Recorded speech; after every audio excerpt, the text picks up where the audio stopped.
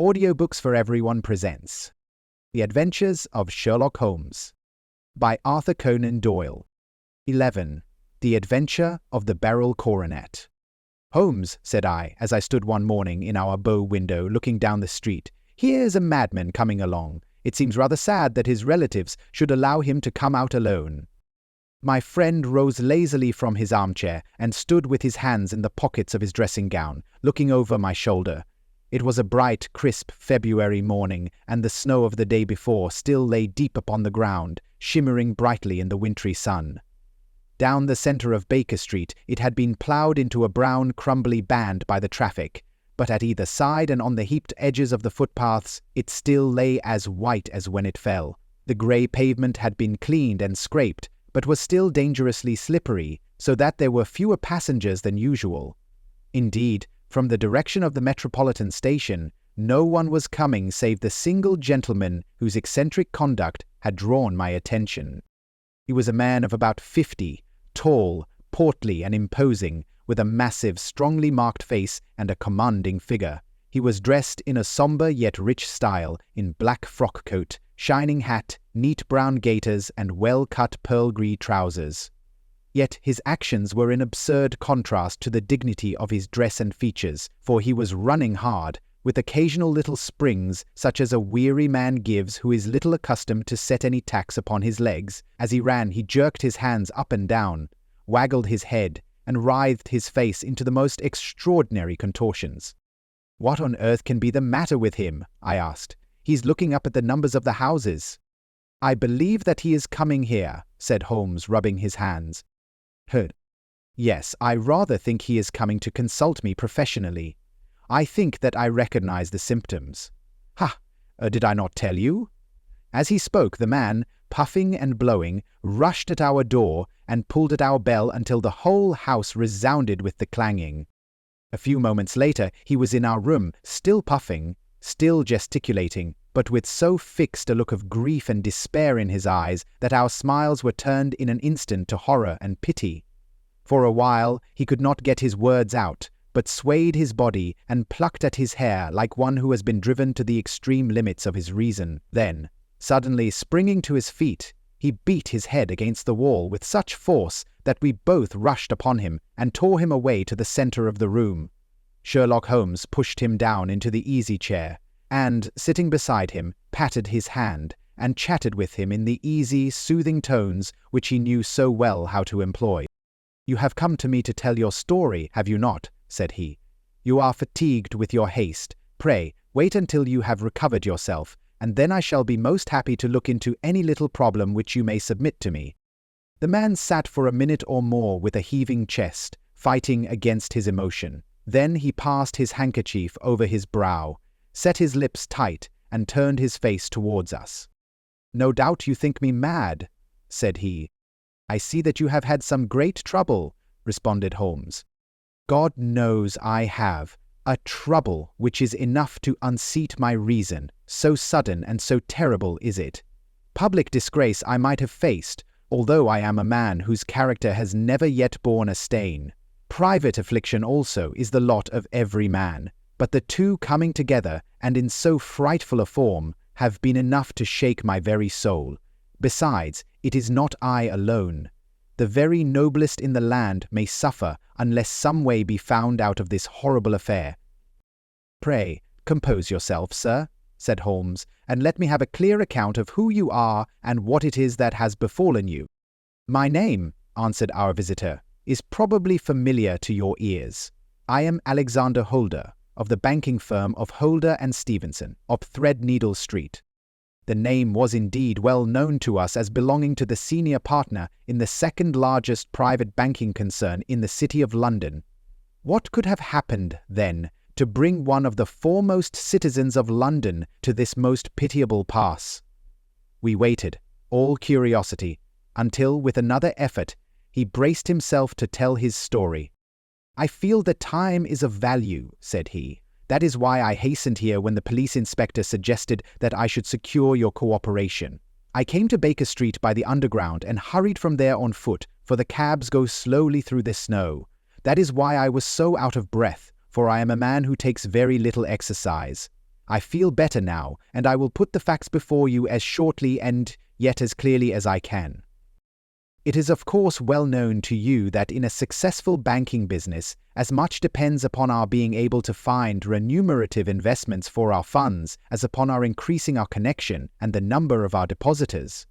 One of our most lucrative means of laying out money is in the shape of loans, where the security is unimpeachable.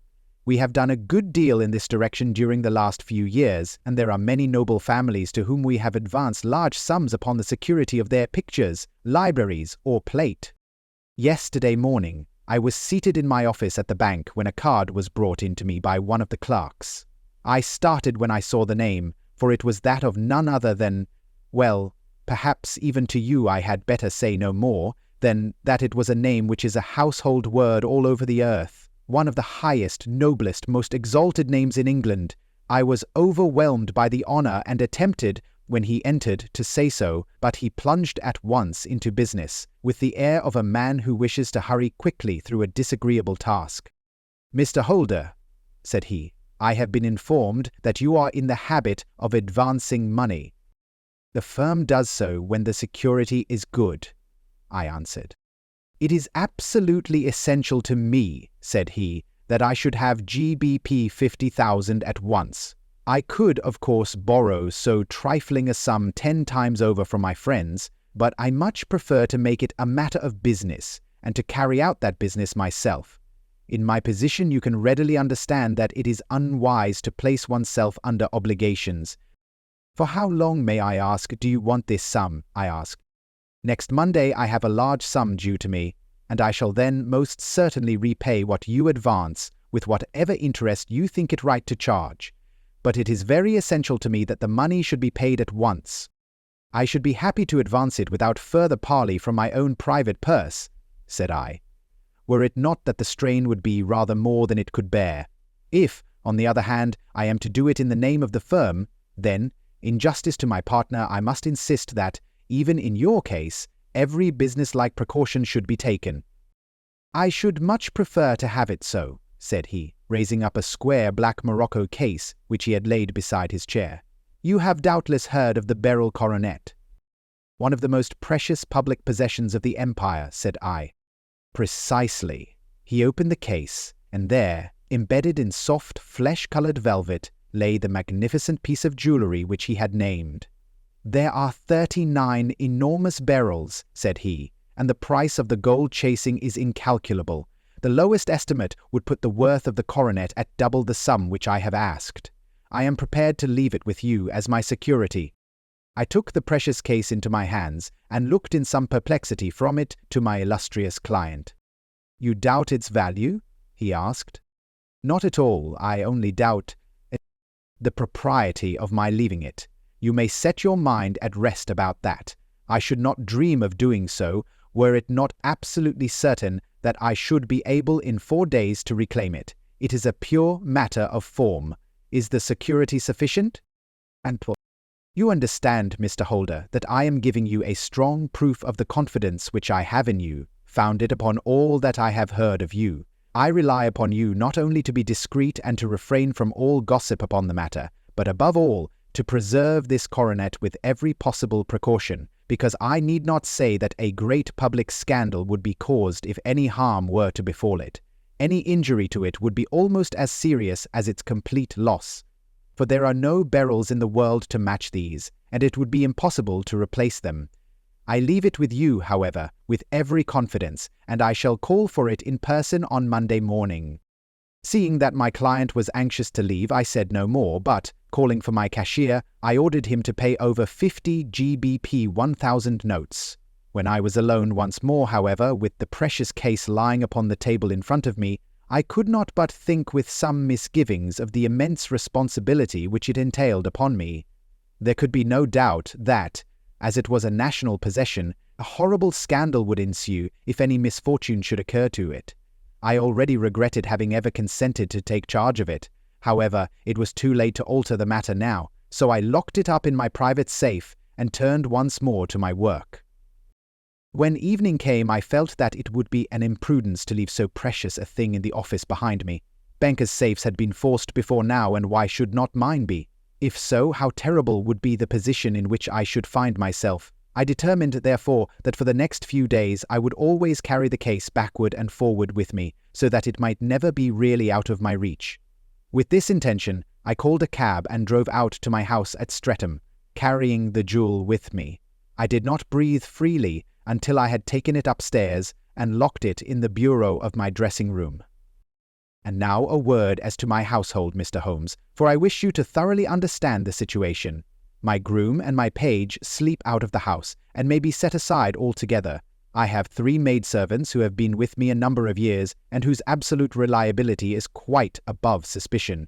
Another, Lucy Parr, the second waiting maid, has only been in my service a few months. She came with an excellent character, however, and has always given me satisfaction.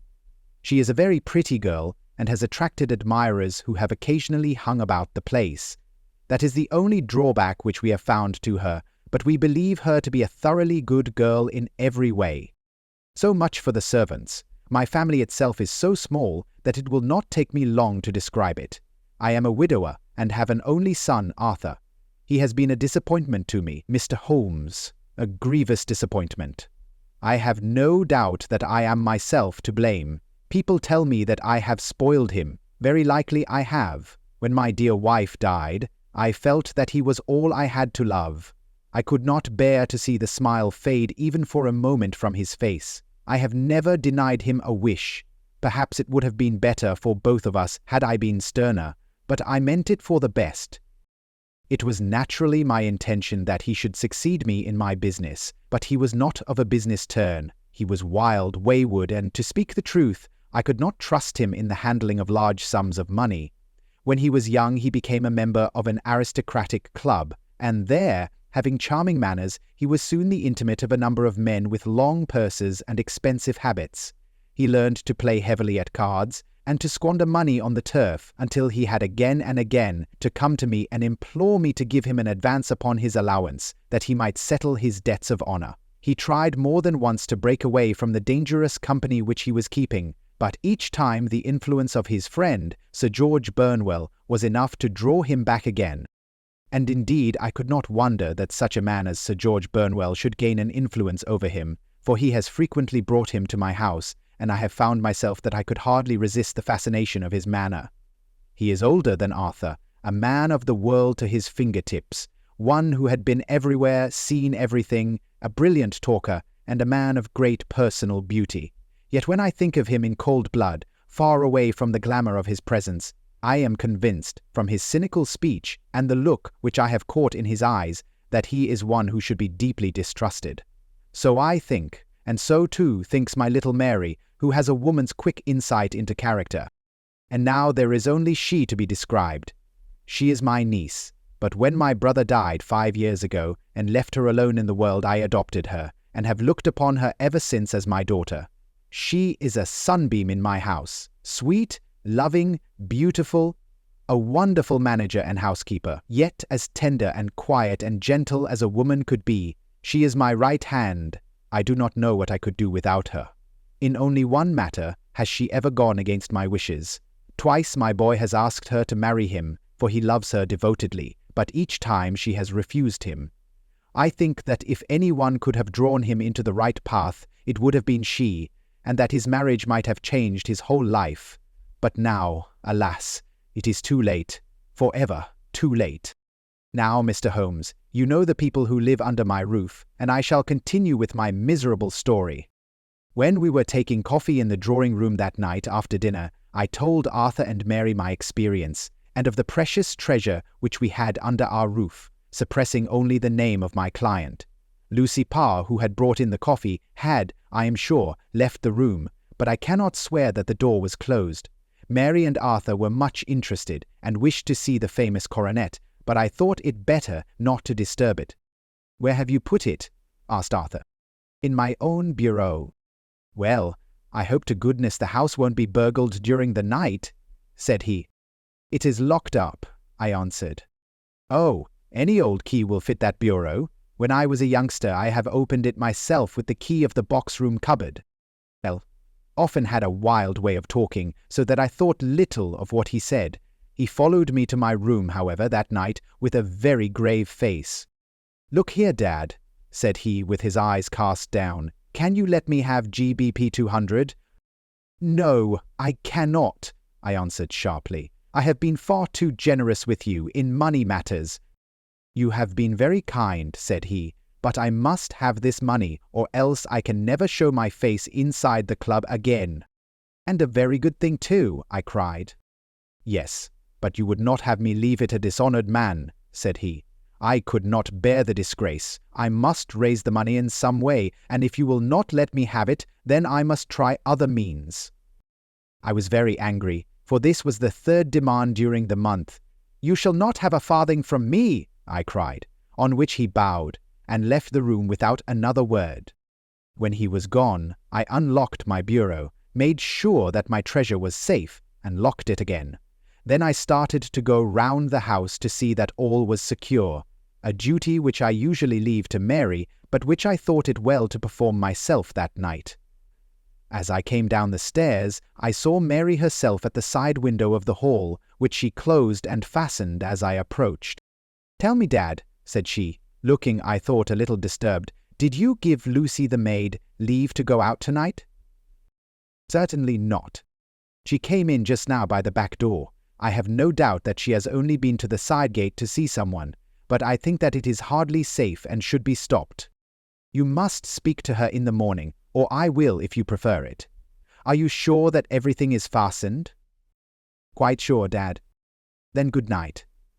I kissed her and went up to my bedroom again, where I was soon asleep.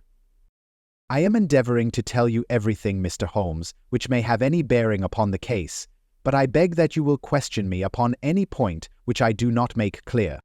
On the contrary, your statement is singularly lucid. I come to a part of my story now in which I should wish to be particularly so. I am not a very heavy sleeper, and the anxiety in my mind tended, no doubt, to make me even less so than usual. About 2 in the morning, then, I was awakened by some sound in the house. It had ceased ere I was wide awake, but it had left an impression behind it, as though a window had gently closed somewhere. I lay listening with all my ears. Suddenly, to my horror, there was a distinct sound of footsteps moving softly in the next room. I slipped out of bed, all palpitating with fear, and peeped round the corner of my dressing-room door. "Arthur," I screamed, "you villain, you thief, how dare you touch that coronet?" The gas was half up as I had left it, and my unhappy boy, dressed only in his shirt and trousers, was standing beside the light, holding the coronet in his hands. He appeared to be wrenching at it, or bending it with all his strength. At my cry he dropped it from his grasp and turned as pale as death. I snatched it up and examined it. One of the gold corners, with 3 of the beryls in it, was missing. "You blackguard!" I shouted, beside myself with rage. "You have destroyed it. You have dishonored me forever. Where are the jewels which you have stolen?" "Stolen?" he cried. "Yes, thief," I roared, shaking him by the shoulder. "There are none missing. There cannot be any missing," said he. "There are 3 missing, and you know where they are. Must I call you a liar as well as a thief? Did I not see you trying to tear off another piece?" "You have called me names enough," said he. "I will not stand it any longer. I shall not say another word about this business, since you have chosen to insult me. I will leave your house in the morning and make my own way in the world." "You shall leave it in the hands of the police," I cried, half mad with grief and rage. "I shall have this matter probed to the bottom."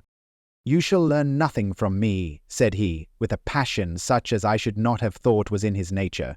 "If you choose to call the police, let the police find what they can." By this time the whole house was astir, for I had raised my voice in my anger. Mary was the first to rush into my room, and at the sight of the coronet and of Arthur's face she read the whole story, and, with a scream, fell down senseless on the ground. I sent the housemaid for the police, and put the investigation into their hands at once. When the inspector and a constable entered the house, Arthur, who had stood sullenly with his arms folded, asked me whether it was my intention to charge him with theft. I answered that it had ceased to be a private matter, but had become a public one, since the ruined coronet was national property. I was determined that the law should have its way in everything. At least, said he. "You will not have me arrested at once. It would be to your advantage as well as mine if I might leave the house for 5 minutes. That you may get away, or perhaps that you may conceal what you have stolen," said I. And then, realizing the dreadful position in which I was placed, I implored him to remember that not only my honor, but that of one who was far greater than I was at stake, and that he threatened to raise a scandal which would convulse the nation. He might avert it all if he would but tell me what he had done with the 3 missing stones. "You may as well face the matter," said I.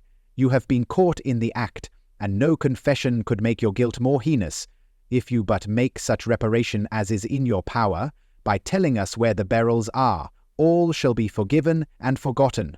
"Keep your forgiveness for those who ask for it," he answered, turning away from me with a sneer. I saw that he was too hardened for any words of mine to influence him. There was but one way for it. I called in the inspector and gave him into custody. A search was made at once not only of his person, but of his room and of every portion of the house where he could possibly have concealed the gems, but no trace of them could be found. Nor would the wretched boy open his mouth for all our persuasions and our threats. This morning he was removed to a cell, and I, after going through all the police formalities, have hurried round to you to implore you to use your skill in unravelling the matter. The police have openly confessed that they can at present make nothing of it. You may go to any expense which you think necessary. I have already offered a reward of GBP 1,000. My God, what shall I do? I have lost my honor, my gems, and my son in one night. Oh, what shall I do?" He put a hand on either side of his head and rocked himself to and fro, droning to himself like a child whose grief has got beyond words. Sherlock Holmes sat silent for some few minutes, with his brows knitted and his eyes fixed upon the fire. "Do you receive much company?" he asked. "None save my partner with his family and an occasional friend of Arthur's. Sir George Burnwell has been several times lately. No one else, I think." "Do you go out much in society?" "Arthur does. Mary and I stay at home. We neither of us care for it." "That is unusual in a young girl." "She is of a quiet nature. Besides, she is not so very young. She is 24. This matter, from what you say, seems to have been a shock to her also." "Terrible. She is even more affected than I." "You have neither of you any doubt as to your son's guilt?" "How can we have when I saw him with my own eyes with the coronet in his hands?" "I hardly consider that a conclusive proof. Was the remainder of the coronet at all injured?" "Yes, it was twisted." "Do you not think, then, that he might have been trying to straighten it?" "God bless you. You are doing what you can for him and for me. But it is too heavy a task. What was he doing there at all? If his purpose were innocent, why did he not say so?" "Precisely. And, if it were guilty, why did he not invent a lie? His silence appears to me to cut both ways. There are several singular points about the case. What did the police think of the noise which awoke you from your sleep?"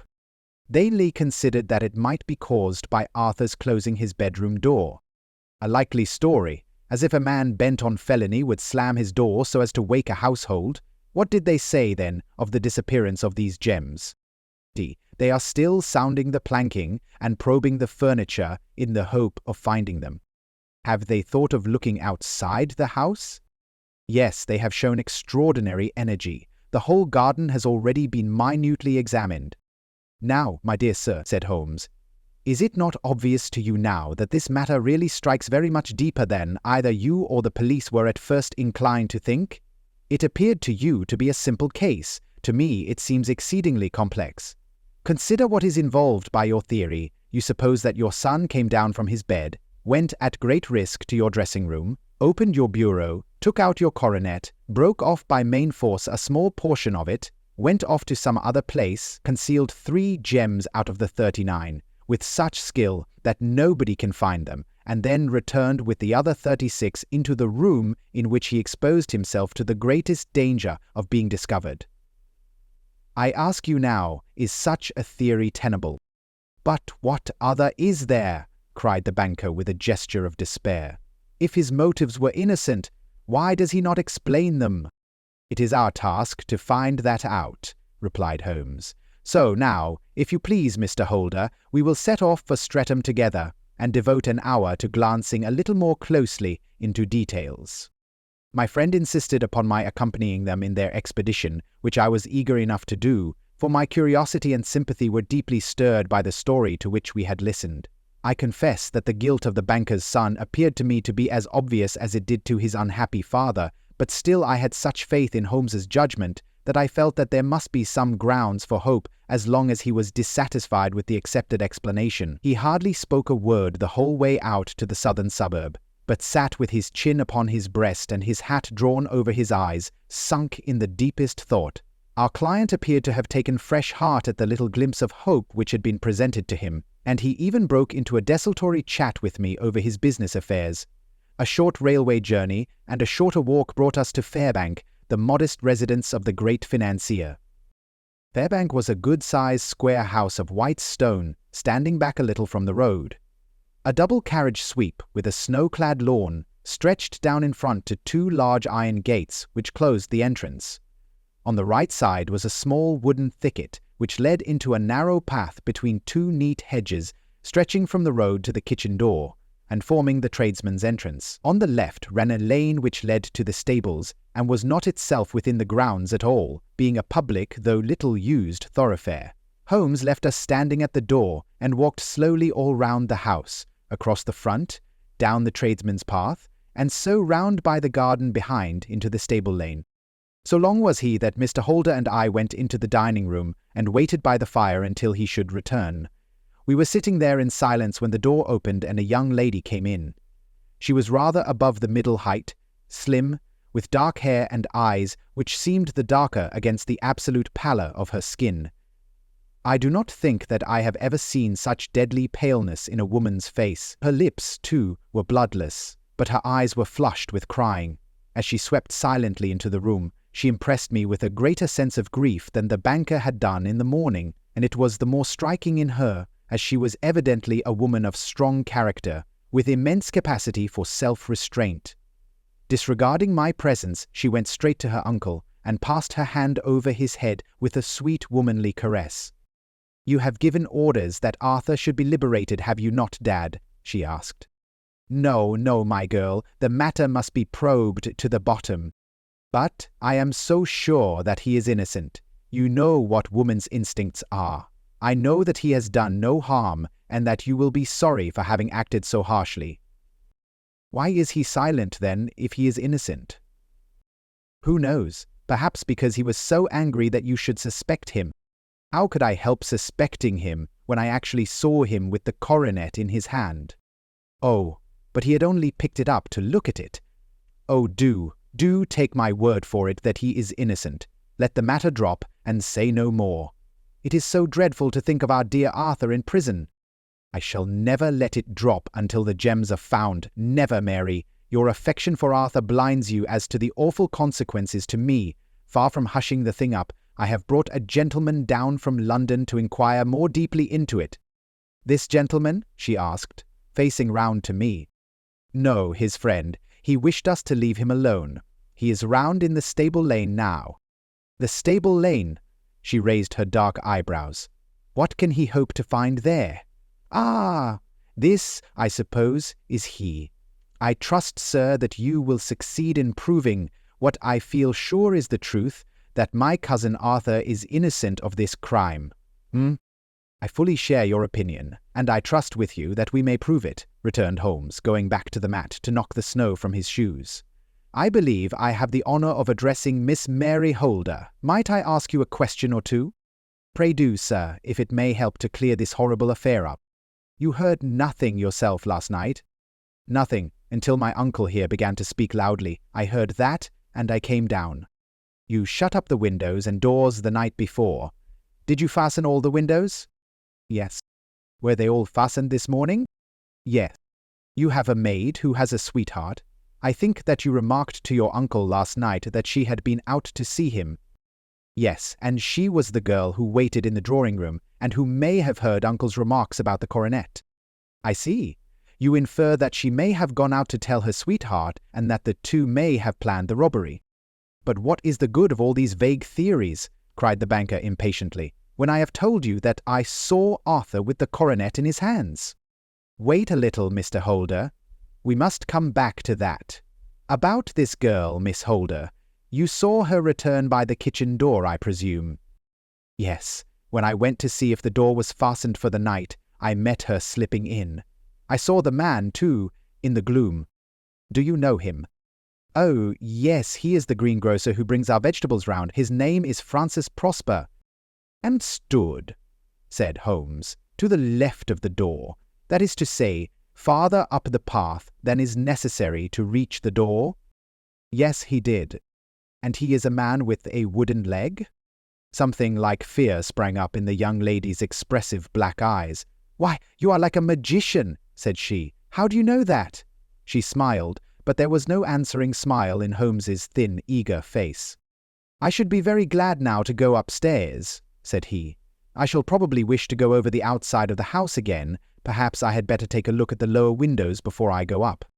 He walked swiftly round from one to the other, pausing only at the large one which looked from the hall onto the stable lane. This he opened and made a very careful examination of the sill with his powerful magnifying lens. Now we shall go upstairs, said he at last. The banker's dressing-room was a plainly furnished little chamber, with a grey carpet, a large bureau, and a long mirror. Holmes went to the bureau first, and looked hard at the lock. Which key was used to open it? He asked. That which my son himself indicated, that of the cupboard of the lumber-room. Have you it here? That is it on the dressing-table. Sherlock Holmes took it up and opened the bureau. It is a noiseless lock, said he. It is no wonder that it did not wake you. This case, I presume, contains the coronet. We must have a look at it. He opened the case, and taking out the diadem, he laid it upon the table. It was a magnificent specimen of the jeweller's art, and the 36 stones were the finest that I have ever seen. At one side of the coronet was a cracked edge, where a corner holding 3 gems had been torn away. Now, Mr. Holder, said Holmes, here is the corner which corresponds to that which has been so unfortunately lost.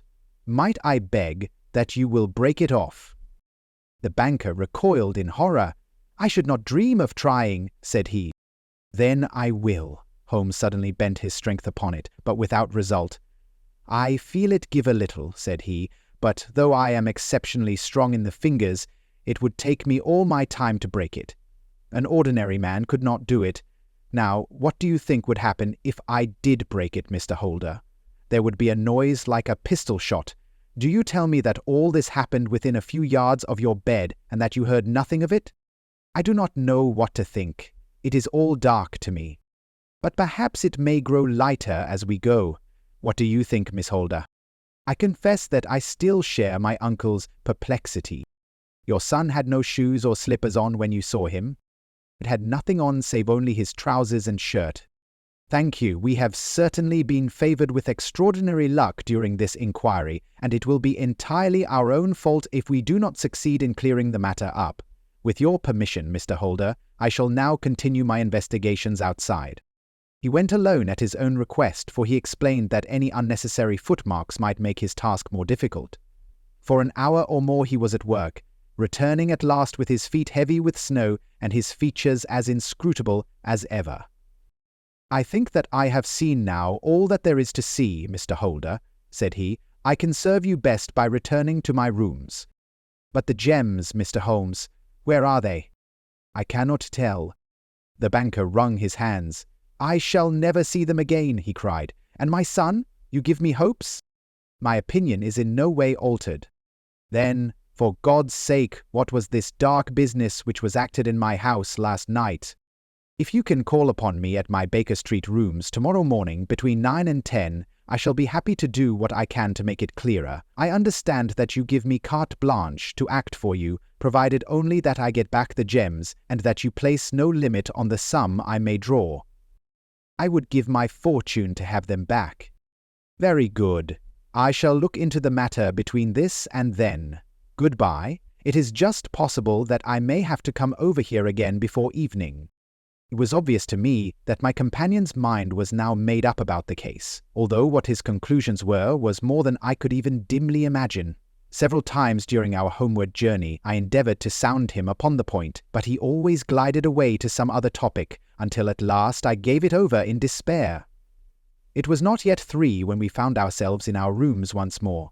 He hurried to his chamber and was down again in a few minutes, dressed as a common loafer, with his collar turned up, his shiny, seedy coat, his red cravat, and his worn boots. He was a perfect sample of the class. "I think that this should do," said he, glancing into the glass above the fireplace. "I only wish that you could come with me, Watson, but I fear that it won't do. I may be on the trail in this matter, or I may be following a will-o'-the-wisp, but I shall soon know which it is. I hope that I may be back in a few hours." He cut a slice of beef from the joint upon the sideboard, sandwiched it between 2 rounds of bread, and thrusting this rude meal into his pocket, he started off upon his expedition. I had just finished my tea when he returned, evidently in excellent spirits, swinging an old elastic-sided boot in his hand. He chucked it down into a corner and helped himself to a cup of tea.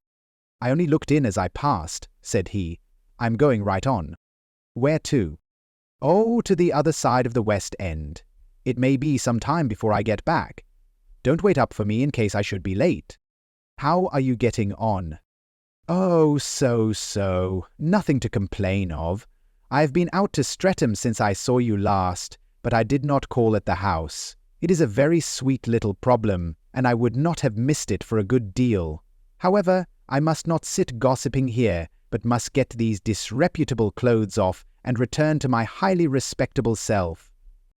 I could see by his manner that he had stronger reasons for satisfaction than his words alone would imply.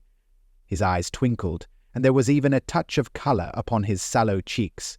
He hastened upstairs, and a few minutes later I heard the slam of the hall door, which told me that he was off once more upon his congenial hunt. I waited until midnight, but there was no sign of his return, so I retired to my room. It was no uncommon thing for him to be away for days and nights on end when he was hot upon a scent, so that his lateness caused me no surprise. I do not know at what hour he came in, but when I came down to breakfast in the morning, there he was, with a cup of coffee in one hand and the paper in the other, as fresh and trim as possible. "You will excuse my beginning without you, Watson," said he, "but you remember that our client has rather an early appointment this morning." "Well, it is after 9 now," I answered. "I should not be surprised if that were he. I thought I heard a ring." It was, indeed, our friend the financier. I was shocked by the change which had come over him, for his face, which was naturally of a broad and massive mould, was now pinched and fallen in, while his hair seemed to me at least a shade whiter. He entered with a weariness and lethargy which was even more painful than his violence of the morning before, and he dropped heavily into the armchair which I pushed forward for him. "I do not know what I have done to be so severely tried," said he. "Only 2 days ago I was a happy and prosperous man, without a care in the world. Now I am left to a lonely and dishonoured age. One sorrow comes close upon the heels of another. My niece, Mary, has deserted me." "Deserted you?" "Yes. Her bed this morning had not been slept in. Her room was empty, and a note for me lay upon the hall table. I had said to her last night, in sorrow and not in anger, that if she had married my boy all might have been well with him. Perhaps it was thoughtless of me to say so. It is to that remark that she refers in this note. My dearest uncle, I feel that I have brought trouble upon you, and that, if I had acted differently, this terrible misfortune might never have occurred. I cannot, with this thought in my mind, ever again be happy under your roof, and I feel that I must leave you forever. Do not worry about my future, for that is provided for, and, above all, do not search for me, for it will be fruitless labour and an ill service to me, in life or in death. I am ever your loving Mary. What could she mean by that note, Mr. Holmes? Do you think it points to suicide? No, nothing of the kind. It is perhaps the best possible solution. I trust, Mr. Holder, that you are nearing the end of your troubles. Ha! You say so. You have heard something, Mr. Holmes. You have learned something. Where are the gems? You would not think GBP 1,000 apiece an excessive sum for them? I would pay 10 That would be unnecessary. 3,000 will cover the matter, and there is a little reward, I fancy. Have you your checkbook? Here is a pen. Better make it out for GBP 4,000. With a dazed face, the banker made out the required check. Holmes walked over to his desk, took out a little triangular piece of gold with 3 gems in it, and threw it down upon the table. With a shriek of joy, our client clutched it up. "You have it," he gasped. "I am saved! I am saved!" The reaction of joy was as passionate as his grief had been, and he hugged his recovered gems to his bosom. "There is one other thing you owe, Mr. Holder," said Sherlock Holmes rather sternly. He caught up a pen. "Name the sum, and I will pay it." "No, the debt is not to me. You owe a very humble apology to that noble lad your son, who has carried himself in this matter as I should be proud to see my own son do, should I ever chance to have one." "Then it was not Arthur who took them?" "I told you yesterday, and I repeat today, that it was not." "You are sure of it? Then let us hurry to him at once, to let him know that the truth is known." "He knows it already. When I had cleared it all up, I had an interview with him, and finding that he would not tell me the story, I told it to him, on which he had to confess that I was right, and to add the very few details which were not yet quite clear to me. Your news of this morning, however, may open his lips." "For heaven's sake, tell me then, what is this extraordinary mystery?" "I will do so, and I will show you the steps by which I reached it. And let me say to you first, that which it is hardest for me to say, and for you to hear. There has been an understanding between Sir George Burnwell and your niece Mary. They have now fled together." "My Mary! Impossible!" "It is unfortunately more than possible. It is certain. Neither you nor your son knew the true character of this man when you admitted him into your family circle. He is one of the most dangerous men in England. A ruined gambler, an absolutely desperate villain, a man without heart or conscience.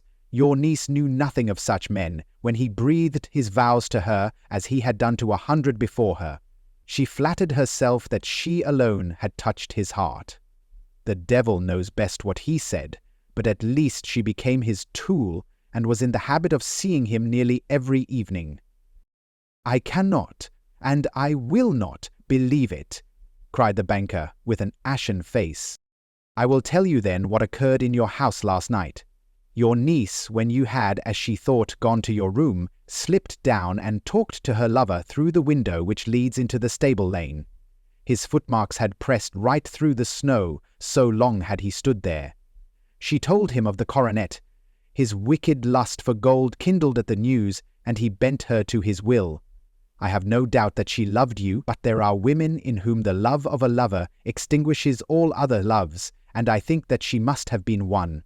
She had hardly listened to his instructions when she saw you coming downstairs, on which she closed the window rapidly and told you about one of the servants' escapade with her wooden-legged lover, which was all perfectly true. Your boy Arthur went to bed after his interview with you, but he slept badly on account of his uneasiness about his club debts. In the middle of the night he heard a soft tread pass his door, so he rose and, looking out, was surprised to see his cousin walking very stealthily along the passage until she disappeared into your dressing-room. Petrified with astonishment, the lad slipped on some clothes and waited there in the dark to see what would come of this strange affair. Presently she emerged from the room again, and in the light of the passage lamp your son saw that she carried the precious coronet in her hands. She passed down the stairs, and he, thrilling with horror, ran along and slipped behind the curtain near your door, whence he could see what passed in the hall beneath. He saw her stealthily open the window, hand out the coronet to someone in the gloom, and then, closing it once more, hurry back to her room, passing quite close to where he stood, hid behind the curtain. As long as she was on the scene, he could not take any action without a horrible exposure of the woman whom he loved. But the instant that she was gone, he realized how crushing a misfortune this would be for you, and how all-important it was to set it right. He rushed down just as he was in his bare feet, opened the window, sprang out into the snow, and ran down the lane, where he could see a dark figure in the moonlight. Sir George Burnwell tried to get away, but Arthur caught him, and there was a struggle between them, your lad tugging at one side of the coronet and his opponent at the other. In the scuffle, your son struck Sir George and cut him over the eye. Then something suddenly snapped, and your son, finding that he had the coronet in his hands, rushed back, closed the window, ascended to your room, and had just observed that the coronet had been twisted in the struggle and was endeavouring to straighten it when you appeared upon the scene." "Is it possible?" gasped the banker. "You then roused his anger by calling him names at a moment when he felt that he had deserved your warmest thanks. He could not explain the true state of affairs without betraying one who certainly deserved little enough consideration at his hands. He took the more chivalrous view, however, and preserved her secret." "And that was why she shrieked and fainted when she saw the coronet?" cried Mr. Holder. "Oh my God, what a blind fool I have been!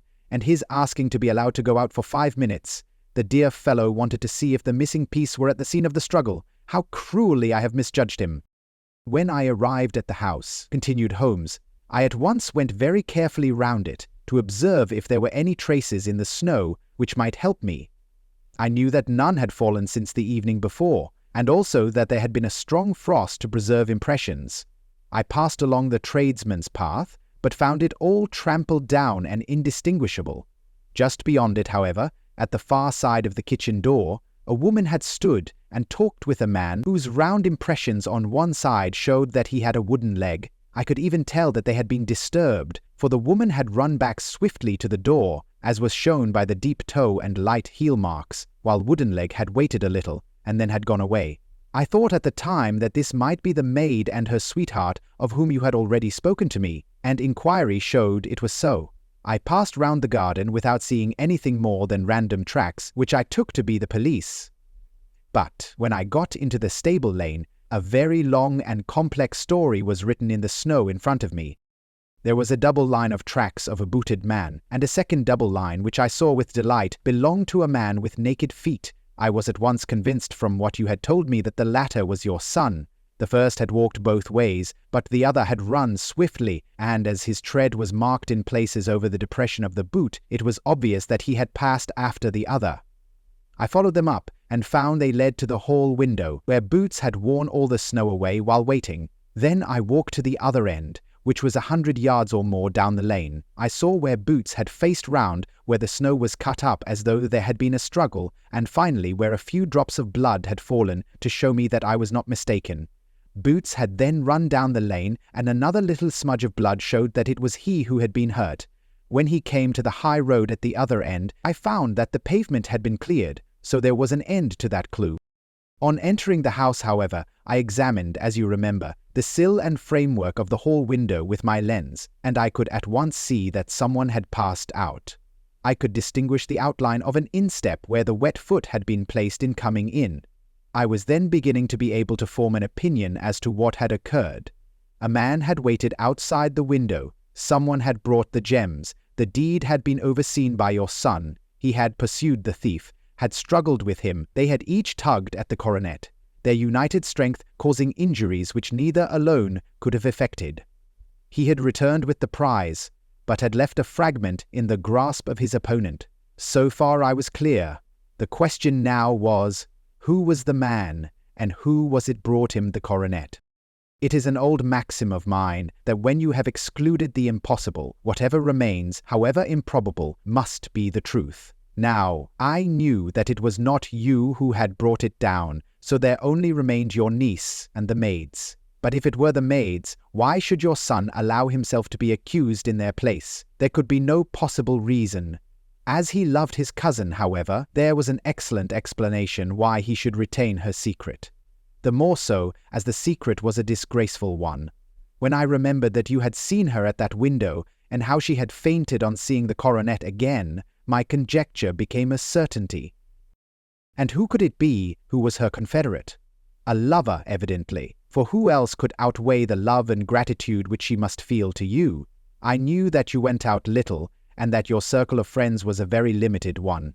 But among them was Sir George Burnwell. I had heard of him before as being a man of evil reputation among women. It must have been he who wore those boots and retained the missing gems. even though he knew that Arthur had discovered him, he might still flatter himself that he was safe, for the lad could not say a word without compromising his own family. Well, your own good sense will suggest what measures I took next. I went in the shape of a loafer to Sir George's house, managed to pick up an acquaintance with his valet, learned that his master had cut his head the night before, and finally, at the expense of 6 shillings, made all sure by buying a pair of his cast-off shoes. With these I journeyed down to Streatham, and saw that they exactly fitted the tracks. "I saw an ill-dressed vagabond in the lane yesterday evening," said Mr. Holder. "Precisely. It was I. I found that I had my man, so I came home and changed my clothes. It was a delicate part which I had to play then, for I saw that a prosecution must be avoided to avert scandal, and I knew that so astute a villain would see that our hands were tied in the matter. I went and saw him. At first, of course, he denied everything, but when I gave him every particular that had occurred, he tried to bluster and took down a life-preserver from the wall. I knew my man, however, and I clapped a pistol to his head before he could strike. Then he became a little more reasonable. I told him that we would give him a price for the stones he held, GBP 1,000 apiece. That brought out the first signs of grief that he had shown. 'Why, dash it all,' said he, 'I've let them go at 600 for the 3. I soon managed to get the address of the receiver who had them, on promising him that there would be no prosecution.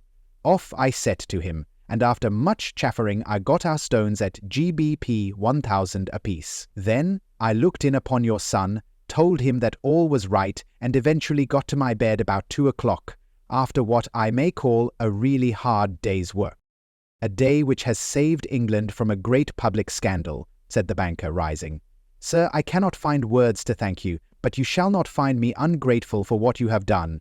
Your skill has indeed exceeded all that I have heard of it, and now I must fly to my dear boy to apologize to him for the wrong which I have done him. As to what you tell me of poor Mary, it goes to my very heart. Not even your skill can inform me where she is now.' 'I think that we may safely say,' returned Holmes, 'that she is wherever Sir George Burnwell is.